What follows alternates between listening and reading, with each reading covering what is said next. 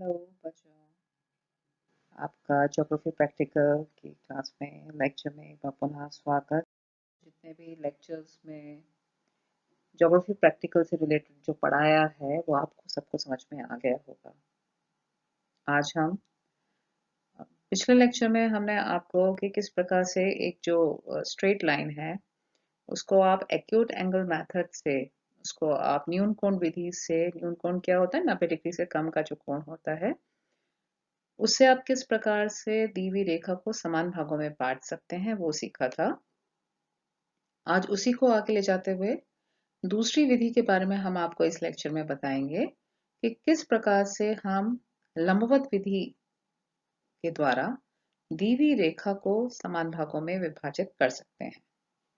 तो second is your perpendicular first method. तो सबसे पहले लंबवत विधि, तो इसमें हमने आपको दिखाई एक सीधी दी हुई रेखा है और इसके ऊपर हमने 90 डिग्री के कोण के सहारे से हमने एक लंब डाला है, परपेंडिकुलर डाला है।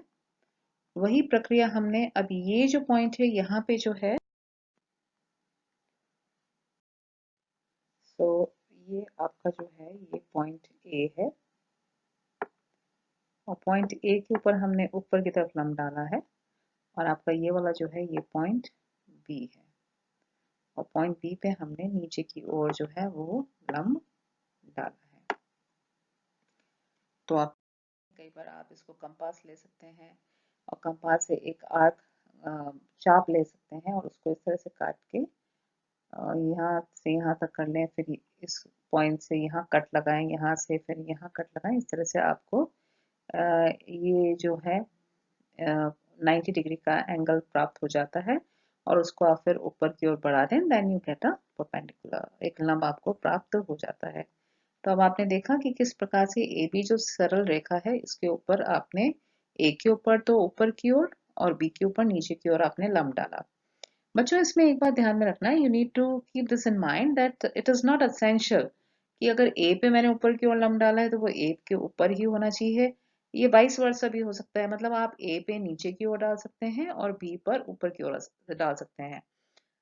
ध्यान में रखने वाली बात यह है कि जो दो एंड्स हैं रेखा के, that means the 2 points A and B, उसमें आप किसी पर भी एक पे आप अपोजिट डायरेक्शन में आपके जो है परपेंडिकुलर्स होने चाहिए, अपोजिट डायरेक्शन में आपके लंब होने चाहिए, दोनों सेम डायरेक्शन में नहीं होने चाहिए। ऐसा नहीं होना चाहिए कि यहाँ पे अगर ऊपर की ओर है तो बी पर भी ऊपर की ओर हो, नहीं, ऐसा नहीं होना चाहिए। ऐसा अब हमें क्या ध्यान में रखना है कि ये ऑपोजिट डायरेक्शन में होने चाहिए। अगर ए पर ऊपर की ओर है तो बी पर नीचे की ओर होना चाहिए और अगर बी पर ऊपर की ओर है तो ए में नीचे की ओर होना चाहिए। अब क्यों होना चाहिए ये मैं आपको नेक्स्ट स्लाइड में बताऊंगी। जैसा मैंने आपको कहा था कि हमारा जो एक सबसे इम्पोर्टेंट टूल है, हमारा जो फर्स्ट ईयर में जितना भी सिलेबस है उसमें से बहुत ज़्यादा इम्पोर्टेंट टूल है वो अपना एक स्केल होता है, रूलर होता है और यहाँ पे भी उसकी भूमिका को हम नकार नहीं सकते। We can not avoid the use of a scale. So what we have to do is, हमने एक जो लाइन हमको दी हुई है और उसके हमको क्या करने हैं, क्वेश्चन अगर ये है कि दी हुई रेखा के आप समान 5 भाग कीजिए, समान 4 भाग कीजिए, सॉरी।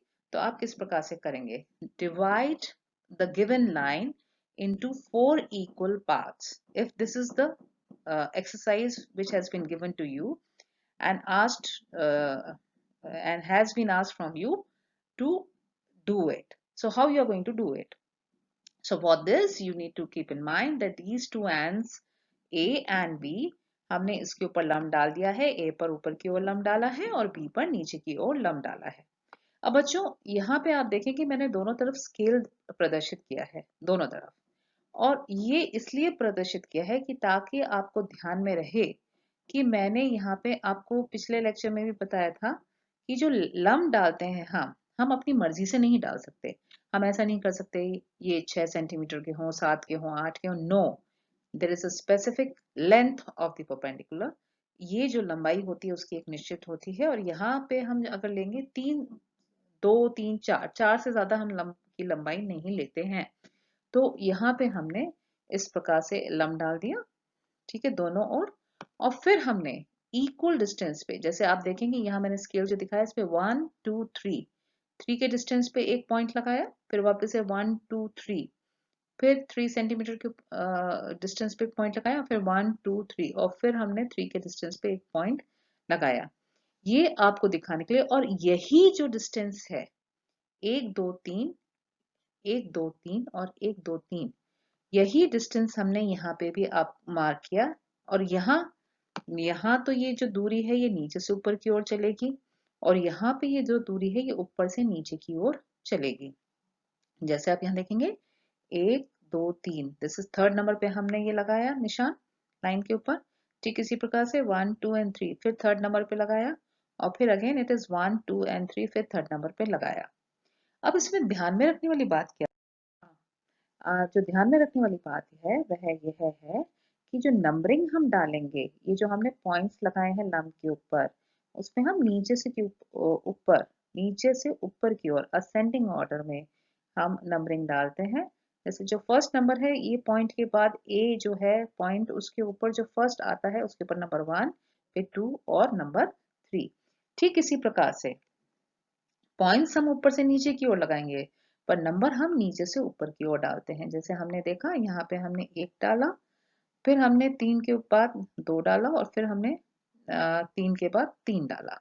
ठीक है, अब दोनों तरफ लंब पे हमने इस प्रकार से काम कर लिया। स्केल पे आप आसानी से देख सकते हैं 1 2 3, 3 के ऊपर हमने फिर एक ये लगा दिया पॉइंट, 1 2 3, फिर हमने इसके ऊपर पॉइंट लगा दिया, उसको नंबर 2 दे दिया, फिर 1 2 3 इस पे हमने एक पॉइंट लगा दिया, इस पर नंबर 3 दे दिया। और यही हमने काम यहाँ किया है। 1 2 1 2 3 यहाँ हमने नंबर 1 दे दिया, 1 2 3 यहाँ हमने नंबर 2 दे दिया, 1 2 3 यहाँ हमने नंबर 3 दे दिया। अब करना क्या है, नेक्स्ट स्टेप क्या है कि हमने 1 को 1 से मिलाना है, जैसे आप यहाँ देख सकते हैं।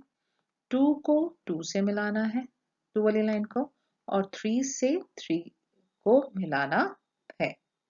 वापस से बोल रही हूँ, जो 1 पॉइंट है यहाँ पे ए के ऊपर जो लंब है उसके ऊपर जो 1, ये ए के ऊपर जो है 1 पॉइंट, और ये है आपका बी पर 1 पॉइंट। तो आप कि ए पे जो 1 पॉइंट है उसको आप पे बी पर जो 1 पॉइंट है उससे मिलाना है, ए पर जो 2 पॉइंट है उसको आपको 2 पे जो 1 पॉइंट परपेंडिकुलर पे जो 2 पॉइंट है उससे मिलाना है, ए परपेंडिकुलर पे जो थर्ड पॉइंट है उसको आपको बी परपेंडिकुलर पे जो थर्ड पॉइंट है उससे मिलाना है। अब ऐसा करने से क्या होगा वो हम नेक्स्ट स्लाइड में देखते हैं। ऐसा करने से हमारे पास इस जो दी हुई सरल रेखा है इसके 1 2 3 और 4 इक्वल पार्ट्स आ जाते हैं। आपको जो बात ध्यान में रखनी है वो ये है कि जैसे ही आप इस ये लाइन को ये रेखा काटती है वैसे ही आप यहाँ पॉइंट लगाएंगे। ठीक है, जैसे ही ये लाइन इस रेखा को काट रही है, जिस पॉइंट पर काट रही है वहां आप एक पॉइंट लगाएंगे। जैसे ही ये रेखा इस पॉइंट को काट रही है वहां पे आप एक पॉइंट लगाएंगे। तो आप ये देख रहे हैं एक पॉइंट आ गया आपके पास, ये सेकंड पॉइंट है,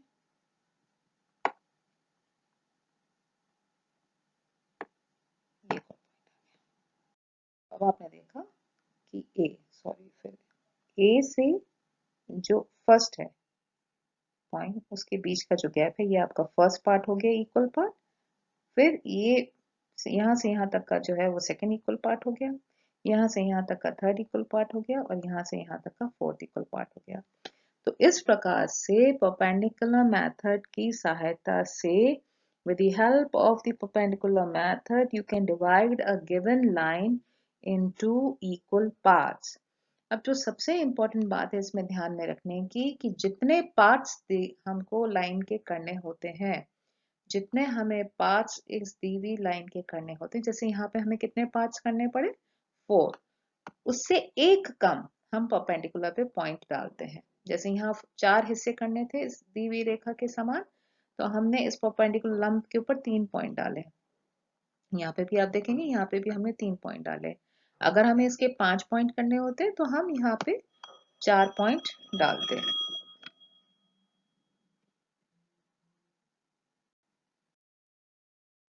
तो अब अपन ने सीख लिया कि किस प्रकार से जो दी हुई स्ट्रेट लाइन होती है, जो दी हुई एक सरल रेखा होती है, उसको हम किस प्रकार से दो विधियों के द्वारा, न्यून कोण विधि और लंबवत विधि के द्वारा उसको समान भागों में विभाजित कर सकते हैं।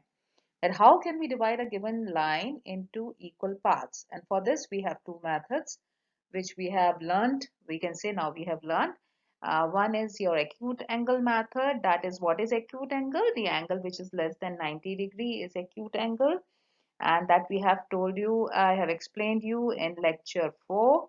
And then comes your second method of dividing a given line into equal parts, and that is your perpendicular method. And this I have explained in today's lecture. Fine. Now the next lecture which I am going to take is, it will be related to scale.